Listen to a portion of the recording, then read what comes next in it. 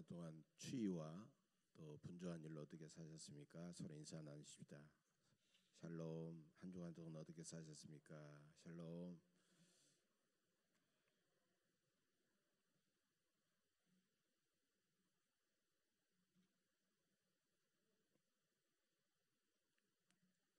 이 땅에 오시는 주님을 기다리는 대림절 셋째 주일, 오늘 살아계신 하나님을 체험하는 11번째 설교 주제는 그래서 기다림입니다. 그리스의 철학자들이 굉장히 많은데 그중에 테유네스라는 철학자가 있습니다. 이 사람이 꿈속에서 신과 그러니까 하나님이죠. 하나님과 함께 나눈 대화의 내용입니다. 하나님, 우리에게 100만 년은 당신에게는 얼마만큼의 시간인가요? 내게는 너희들의 100만 년이 하루와 같다. 그러면 우리에게 황금 100만 근은 당신에게는 얼마만큼의 가치인가요? 작은 티끌과 같다. 그렇다면 하나님, 저에게 작은 티끌 하나만 주시죠. 그러니까 좋다. 하루만 기다려라. 인간으로서는 몇 년을 기다려야 됩니까? 100만 년. 예. 여러분, 이사야서 55장에도 나오듯이 내 길은 너희 길과 다르고 내 생각은 너희 생각과 다르다. 하나님은 우리의 생각과 우리의 능력과 지식을 초월해 계신 그런 분입니다. 그렇기 때문에 하나님을 믿는 우리의 믿음에는 반드시 기다림과 인내가 필요하다는 겁니다. 오늘 본문합 22절에 보면 정결례식이 나오죠. 정결례식은 유대인들은 산모가 남자아이를 낳았고 40일이 되면 산모 자신을 정결하게 하고 또 그 아이를 하나님 앞에 바치는 그런 예식을 거행했는데 이게 정결례식입니다.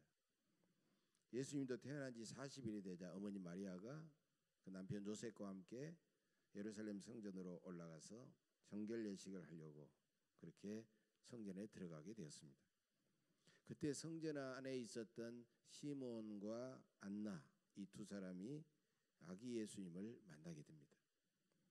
시몬은 어떤 사람이었냐? 의롭고 경건한 이스라엘의 위로를 기다리는 자였다라고 말하고 있어요. 또 시몬은 네가 그리스도를 보기 전에는 죽지 않을 것이다라는 성령의 지시를 받게 됩니다. 여러분, 이런 마음으로 성전에 갔는데 마리아가 아기 예수님을 안고 들어오는 그 모습을 보고 얼마나 놀라고 얼마나 감격스럽겠습니까? 그래서 하나님을 찬송하면서 이 아기 예수님이 바로 이스라엘을 구원할, 만민을 구원할 메시아다라고 증거했던 것입니다. 또 36절을 보면 아세지일파 바누엘의 딸 안나가 결혼한 지 7년 만에 과부가 되어가지고 84년 동안 성전을 떠나지 않고 주야로 금식하면서 하나님께 늘 기다려오고 이스라엘만이 아니라 인류를 구원할 메시아를 기다렸던 것입니다.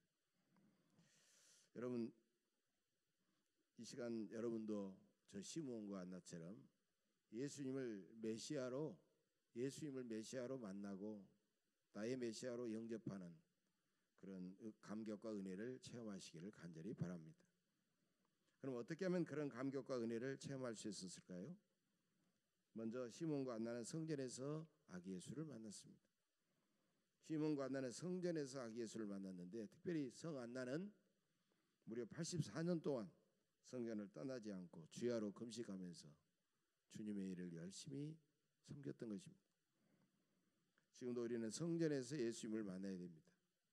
그 당시 예루살렘 성전, 바로 오늘날 우리가 섬기는 교회죠. 예수 그리스도께서 성전에 계시지만은 않지만 그러나 우리는 성전은 하나님과 만나는 약속의 장소예요. 성도들이 또 함께 서로 만나는 약속의 장소예요. 그 약속의 장소에서 우리는 하나님을 즐겁게 예배하고 성전에서 쉬지 말고 기도하고 교회를 열심히 섬길 때 우리는 예수님을 만나는 감격을 체험하게 될 줄로 믿습니다. 여러분, 예수님은요 어린 유년 시절에도 내가 메시아다라는 자기의식이 있었어요. 12살이 되셨을 때 이스라엘의 모든 남자들은 예루살렘에 올라갑니다. 유월절 같은 명절이 되면 올라갑니다. 예수님도 유월절에 부모님과 함께 예루살렘에 올라갔습니다. 그리고 부모님은 모든 축제가 마치고 고향 갈릴리 나사렛으로 내려오다가 예수님을 잃어버렸습니다. 그래서 부모님은 다시 거슬러 올라가면서 사람들에게 우리 예수 못 봤어? 우리 예수 혹시 어디 봤어? 하고 계속 물으면서 올라갔을 때 예루살렘 도착하기까지 찾지를 못한 거예요. 그래서 마지막으로 예루살렘 성전에 들어갔더니 성전 안에서 예수님이 여러 율법학자들과 여러 대단한 그런 사람들과 함께 서로 묻기도 하고 대답하기도 하면서 놀라운 일을 벌이고 있었어요. 여러분, 우리가 아이를 찾으면 고맙기도 하지만 아이를 잃어버렸을 때 나 찾을 때는 아이에 대해서 막 속상해하잖아요. 아이를 막 꾸중하고 그럴 수도 있잖아요. 예수님의 어머니도 마찬가지였습니다. 예수님을 찾고 나서 아이야 어찌하여 우리에게 이렇게 하였느냐? 우리가 근심하고 너를 찾았노라. 여러분, 부모된 마음으로 당연한 거죠. 그때 예수님이 이렇게 말씀하셨습니다. 뜻밖의 말씀입니다. 어찌하여 나를 찾으셨나이까? 내가 내 아버지의 집에 있어야 될 줄을 알지 못하셨나이까? 예수님은 육신의 몸으로 이 땅에 오셨지만은 하나님께서 아버지가 되시기 때문에 아버지의 집인 성전에 내가 당연히 있어야 된다고 여러분이 생각하지 않았습니까? 나를 잃어버렸다면 성전에서 찾아야 될 것이 아니냐라는 그런 말씀입니다. 우리도 평생 동안 아버지 하나님의 집인 교회에서 우리는 살아야 됩니다. 교회를 중심으로 살아야 됩니다. 성전이고 교회죠. 우리도 열심히 교회에서 드리는 예배에 참여하고 기도에 힘쓰고 기쁨으로 주님을 섬기면 예수 그리스도를 만날 수가 있는 것입니다. 금년 성탄절에는 교회에서 예수 그리스도를 만나는 그런 기쁨과 축복을 누리시기를 간절히 축복합니다. 두 번째로 시몬과 안나는 그리스도를 간절하게 기다렸습니다. 자, 25절에 보면 시몬은 이스라엘의 위로를 간절히 기다렸다 그랬어요. 그 당시 로마 제국에게 나라를 빼앗긴 이스라엘 백성들은 압제당하고 착취당하고 온갖 억울한 일을 당하고 고통스러웠어요. 예수 그리스도께서 오셔서 나라를 회복시켜 주시고 자신들을 구원해 주시기를 간절히 기다렸던 것입니다. 오늘 우리도 예수 그리스도를 사모하며 간절히 기다려야 됩니다.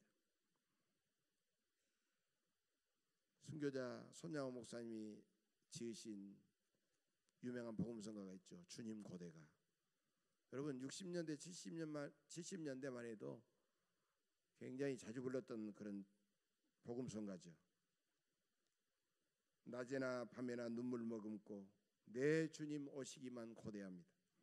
가실 때 다시 오마 하신 예수님, 오 주여 언제나 오시렵니까? 신부되는 교회가 흰옷을 입고 기름 준비 다 해놓고 기다리오니 도적같이 오심하고 하신 예수님, 오 주여 언제나 오시렵니까? 이 찬송은 시몬과 안나처럼 주님을 간절히 기다리는 성도들의 눈물의 기도요, 하나님을 하늘을 향한 간절한 호소다라는 거예요.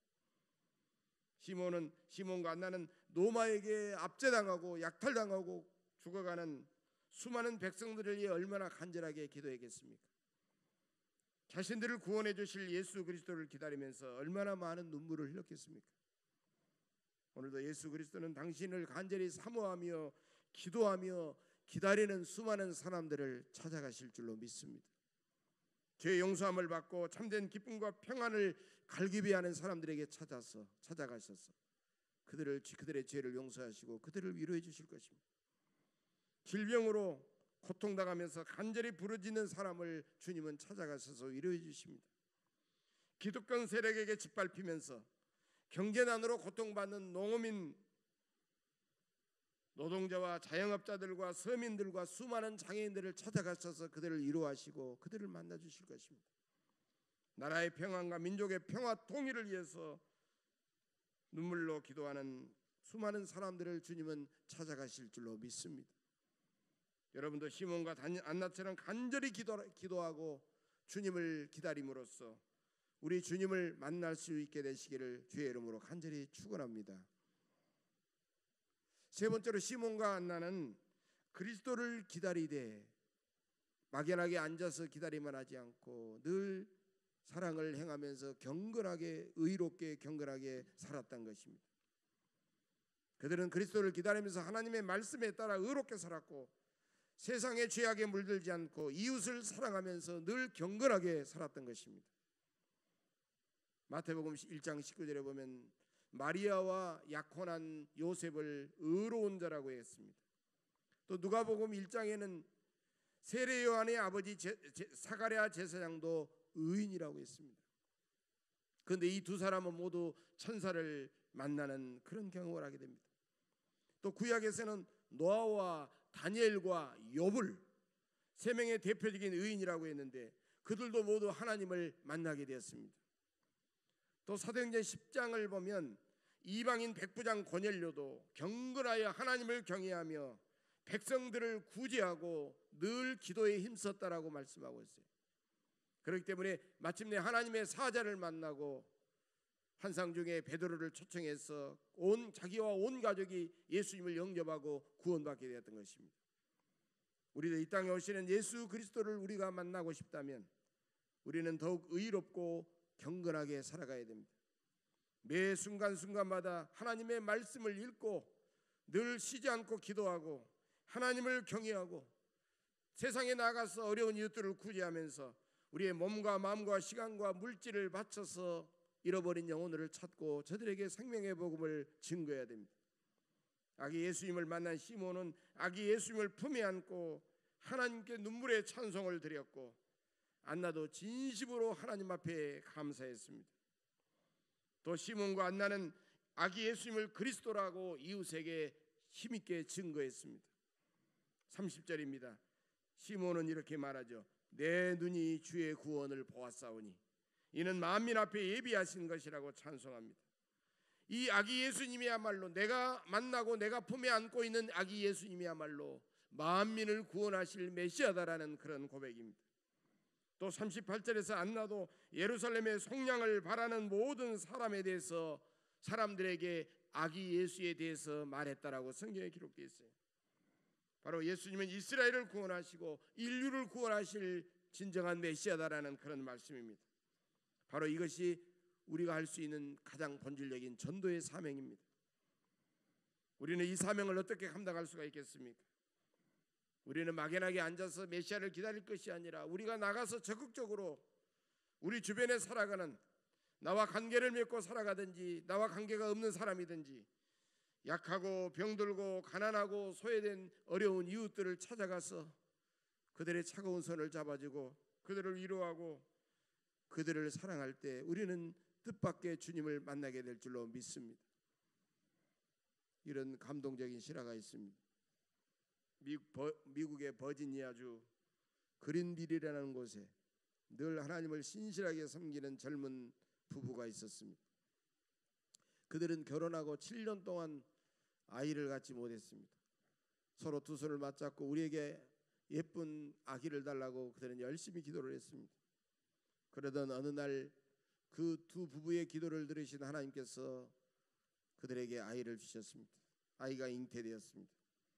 그들은 너무너무 기뻐서 아기가 태어나기 전부터 아들을 낳으면 이름을 사무엘이라고 짓고 딸을 낳으면 이름을 에스더라고 짓자 하고 이름까지 짓고 미리 육아용품을 모두 준비하고 해산할 날을 기다렸습니다. 해산할 날이 되자 산모는 병원에 입원해서 극심한 고통을 겪으면서 아기를 낳았습니다. 그런데 산모는 의사가 데려온 그 아기의 모습을 보고 기절하고 말았습니다. 아기의 얼굴은 너무너무 흉했고 그 몸은 심하게 뒤틀려진 기형아였던 것입니다. 산모는 하나님을 원망하면서 울부짖었습니다. 하나님, 우리는 그동안 하나님을 열심히 섬겼고 많은 이웃들을 사랑하면서 열심히 살아왔는데 저희들이 과연 무엇을 잘못했습니까? 그 남편도 아내가 울부짖는 모습을 참아 보지 못하고 병원을 뛰쳐나갑니다. 밤새도록 미친 사람처럼 거리를 헤매면서 울부짖었습니다. 하나님, 해도 너무하십니다. 왜 하필이면 우리입니까? 왜 하필이면 저런 아이를 우리에게 보내셨습니까? 그러면서 울부짖었습니다. 그러던 남편은 새벽이 되자 불빛을 따라서 간 곳이 바로 교회당이었습니다. 교회당에 들어가서 기도하다가 성령의 음성을 들었습니다. 남편은 큰 위로와 감동을 받고 다시 병원에 있는 아내에게 돌아왔습니다. 여보, 내가 오늘 새벽 교회당에 가서 기도하다가 나는 하나님의 음성을 들었어. 하나님은 나에게 이렇게 말씀하셨어. 내가 이 세상에 가장 연약한 아기를 하나 보내는데 어느 가정으로 보내야만이 지극한 나의 사랑을 받으면서 그 아기가 잘 자랄 수 있을까 생각하다가 바로 너희 부부를 선택했노라. 이렇게 말씀하셨어요. 여보, 하나님께서 우리를 당신의 거룩한 사랑을 실천하는 사람으로, 그 아기를 버리지 않고 끝까지 그 아이를 사랑하고 키울 사람으로 우리를 선택하신 거예요. 그러니 원망하지 말고 불평하지 말고 이 아기를 하나님의 거룩한 사랑으로 잘 양육하십시다. 여러분, 얼마나 거룩하고 아름다운 하나님의 사람들입니까? 사랑하는 여러분, 우리의 실패와 약점과 위기는 오히려 하나님의 신비한 은혜를 체험하고 오히려 하나님의 사랑을 수많은 사람들에게 실천할 수 있는 가장 소중한 기회라는 겁니다. 예수님은 마태복음 25장 31절 이하에서도 가난하고 병들고 외롭고 감옥에 갇힌 그 어려운 이웃들을 사랑하고 섬기는 것이 바로 당신 자신을 대접하고 사랑하는 것이라고 친히 말씀하셨습니다. 따라서 우리 곁에 있는 가난하고 병들고 외로운 이웃은 변장하신 예수님입니다. 우리는 꿈이나 환상 속에 거룩하고 신비롭고 아름다운 주님의 모습을 뵙고 싶지만 주님은 오히려 가난하고 병들고 외롭고 우리의 사랑이 필요한 그 이웃들 가운데 그런 모습으로 숨어 계신다는 겁니다. 그분들 가운데 이미 주님은 와 계신다는 겁니다. 우리가 그들을 영접하면 예수님을 영접하는 것이며 우리가 그들을 사랑하면 예수님을 사랑하는 것입니다. 저희 거실 안방에, 저희 거실에서 안방으로 들어가는 곳에 걸려있는 액자 속에 야고보서 1장 27절의 말씀이 걸려있는데 저는 이 말씀을 늘 읽고 묵상합니다. 하나님 아버지 앞에서 정결하고 더러움이 없는 경건은 곧 고아와 가부를 그 환난 중에 돌보고 또 자기를 지켜 새 속에 물들지 아니하는 그것이니라. 여러분, 고아와 과부와 같은 참으로 의지할 것 없고 가난하고 병들고 외로운 사회적인 약자들을 우리가 외면한다면 우리는 그 어느 곳에서도 주님을 만날 수가 없다는 말씀입니다. 사랑하는 교회 여러분, 나에게 가까이 점점 다가오는 사람을 내가 도저히 수동적으로 앉아있지 못하고 기다리지 못하고 내가 벌떡 일어나서 그에게 다가가서 맞이하는 것을 우리는 마중이라고 합니다. 사랑하는 사람이 오면 들뜬 마음으로 그 사람을 멀리 아니 그 사람이 다가오는 그 길이 짧아질수록 내가 다가가서 마중나고죠. 어릴 적엔 명절을 잘만하기 위해서 저희 아버지께서 목포의 큰 중앙시장을 가셨다가 저녁에 바리바리 들고 돌아오는 그 아버지를 만나기 위해서 버스 정류장까지 나갔던 그런 추억이 있습니다. 금년 2월 달에는 2년간의 미국 생활을 잘 마치고 귀국하는 큰딸 가족을 위해서 저희 부부는 인천국제공항까지 마중 나가며 감격적인 만남을 이룬 적이 있습니다. 예수님의 오심을 기다리는 거룩한 대림절에 우리도 이 땅에 오시는 예수님을 마중 나가는 적극적인 신앙의 자세가 매우 중요합니다. 그런데 마중을 나가는 길이와 사랑의 정도는 정비례한다는 것입니다. 우리가 예수님을 만나기 위해 마중 나가되 우리는 갈 수 있는 데까지, 내 마음이 갈 수 있는 데까지, 내 몸이 갈 수 있는 데까지 가장 먼 마중을 나가야 될 것입니다. 왜냐하면 예수님은 측량할 수 없는 하나님의 그 뜨겁고 놀라운 사랑을 가득 안고 까마득한 머나먼 하늘길을 가로질러 우리를 찾아오시기 때문에 우리는 그렇게 머나먼 길을 마음을 쏟아 마중 나가야 될 것입니다. 이번 대림절엔 시몬과 안나처럼 예수 그리스도를 사모하는 마음으로 우리는 늘 교회를 중심으로 살아가십시다. 시몬과 나처럼 우리를 찾아오신 사랑의 예수 그리스도를 기다리되 가장 멀리 우리가 할 수 있는 한 가장 멀리 마중 나가서 예수를 나의 구주로 영접해야 할 것입니다. 시몬과 나처럼 우리도 날마다 가난하고 병들고 외로운 이웃들을 찾아가서 그들을 사랑하고 섬기며 더욱 의롭고 경건하게 살아가십시다. 이제 여러분이 어둡고 우울한 마음에 말씀이 육신을 입고 이 땅에 오시는 하나님의 위로와 평강과 감사와 찬송이 충만하시기를 간절히 바랍니다. 여러분의 입술로 이웃들에게 아기 예수님이 우리를 구원하신 이 땅의 진정한 메시아라고 세상의 구주라고 열심히 증거하시기를 간절히 바랍니다. 무엇보다도 우리 주변에 있는 가난하고 병들고 외로운 이웃을 우리 주님을 뜨겁게 사랑하듯이 그들을 뜨겁게 사랑하십시다. 그렇게 결단하시는 여러분 위에 우리 주님의 놀라운 기쁨과 위로가 충만하시기를 주의 이름으로 간절히 축복합니다. 기도하겠습니다. 거룩한